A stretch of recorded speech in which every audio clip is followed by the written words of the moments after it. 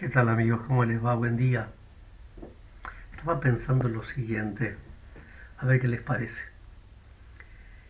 Supongamos que alguien, yo mismo, invento un deporte que consiste en una cancha como la de fútbol, 11 jugadores de cada bando, prohibido jugar con el pie.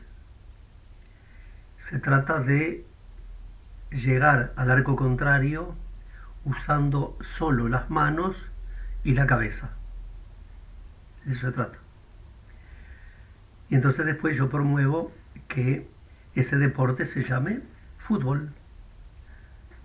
Bueno, creo que interviene sin más la FIFA y la FUFA y todo el mundo. Dicen, no, no, escúcheme, eso es otro deporte, es una cosa distinta. Usted no puede llamar fútbol aquello que es diferente.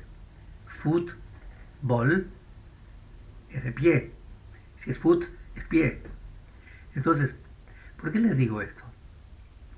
Fíjense que ahora en septiembre, en Suiza, donde la democracia directa se usa muchísimo y se vota todo, pero en este caso, ahora en septiembre del 26, si no me equivoco, se va a referéndum una ley que dice matrimonio para todos.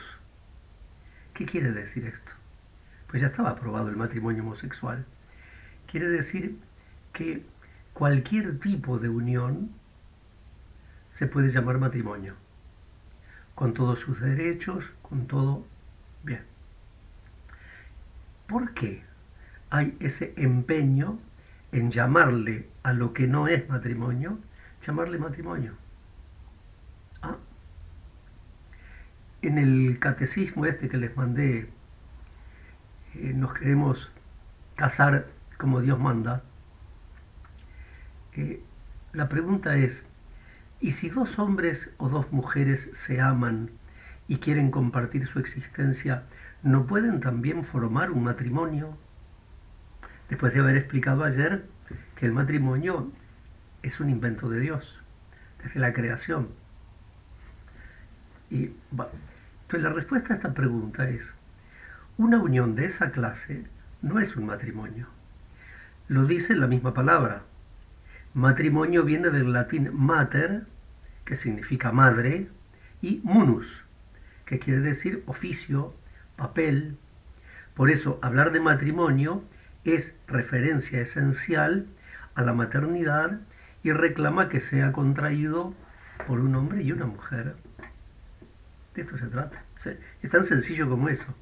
Yo no le puedo llamar fútbol algo que no es fútbol.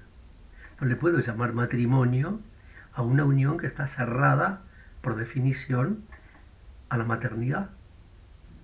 Bien, entonces, digo, en este mundo estamos, ¿no? Pero es necesario tratar de aplicar sentido común, tratar de... Entonces, otra pregunta que me hacía yo era el siguiente. Si un hombre y una mujer quieren compartir su vida por amor, ¿tienen necesariamente que casarse? ¿No es una cuestión burocrática? Yo aquí respondí, no, no lo es. Porque desde siempre y en todas partes, el matrimonio, hombre y mujer, es la base de una comunidad más amplia, la familia, que es la célula fundamental de la sociedad. Y que en todas las culturas la celebración del matrimonio es la mayor de las fiestas. ¿Por qué? Porque en él se advierte vivamente la participación del amor de Dios y de su poder creador. Entonces, el hecho de asumir un compromiso público ante las familias, los conocidos, la sociedad, la iglesia, tiene un enorme valor. Y por eso está regulado por la ley eclesiástica y por la ley civil. De manera que tanto los cónyuges como los hijos encuentren protegidos sus derechos y cumplan sus deberes entre ellos y con la sociedad en la que viven. Así decía. Tal como está el panorama, ¿yo qué quieren que les diga? Entiendo al obispo de Coira, en Suiza, cuando anteayer hizo unas declaraciones, no es la primera vez que las hace, diciendo que si se aprueba esta ley en Suiza, matrimonio para todos se llama, que entonces al matrimonio tal como siempre lo hemos entendido, él piensa que se le podría a lo mejor llamar de otra manera. Bueno, propuso matrimonio biológico, matrimonio, no sé, porque la devaluación del matrimonio, de lo que realmente es, la devaluación es muy grande. Entonces, ¿qué hacer, no? Pienso que es necesario llamar a las cosas por su nombre, por más que las leyes vayan llamando matrimonio a cualquier tipo de unión.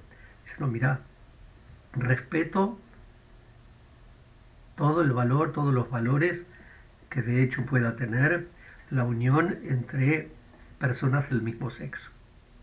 Pero le llamo unión civil, la llamo de cualquier manera, pero matrimonio no. El matrimonio es siempre entre un hombre y una mujer. Por eso me preguntaba, ¿cómo se puede definir el matrimonio? Es la pregunta 6. Hablando con precisión, el matrimonio es una alianza por la cual el varón y la mujer constituyen entre sí una sociedad que abarca toda la vida y por su misma índole está ordenada al bien de los contrayentes y a la generación y educación de los hijos. Ya está, no estoy inventando nada, ¿no? Entonces, por otra parte, decimos, el matrimonio en la iglesia es un sacramento. ¿Y esto qué significa? Significa, vamos a ver, en la iglesia hay 7 sacramentos y todos tienen en común que fueron instituidos por Jesucristo para santificarnos. O sea, son signos sensibles de la gracia de Dios que dan la gracia que significa. En el bautismo, por ejemplo, el signo es el agua, cuyo fin es limpiar, derramándola en la cabeza del niño, la persona adulta, lo que sea, el que se bautiza. Ese signo quiere decir que por medio del agua Dios mismo limpia el pecado o los pecados que tiene el que lo recibe. Entonces, la alianza matrimonial que existe desde el principio de la creación fue elevada por el mismo Jesucristo a la dignidad de sacramento. Cuando los contrayentes pronuncian el consentimiento matrimonial que los convierte en esposos, ¿quieres? Sí quiero. Entonces, es Jesucristo, por la acción del Espíritu Santo, el que los une. Por eso participan de la alianza nupcial de Cristo y de la Iglesia. Y empiezan a ser ellos un signo viviente del amor indisoluble y fiel con el que Cristo ama a la Iglesia. Entonces, el matrimonio se hace sacramento. Esto lo explica San Pablo, consúltenlo, en el capítulo 5 de la carta a los cristianos de Éfeso. Bueno, yo creo que por hoy nada más. A no perder el buen humor, a tratar de vivir en la verdad, a tratar serenamente de explicar las cosas como son, el servicio a la verdad. Es que importante, ¿no? Los dejo por hoy. Que la bendición de Dios Todopoderoso, Padre, Hijo y Espíritu Santo, descienda sobre ustedes y permanezca para siempre.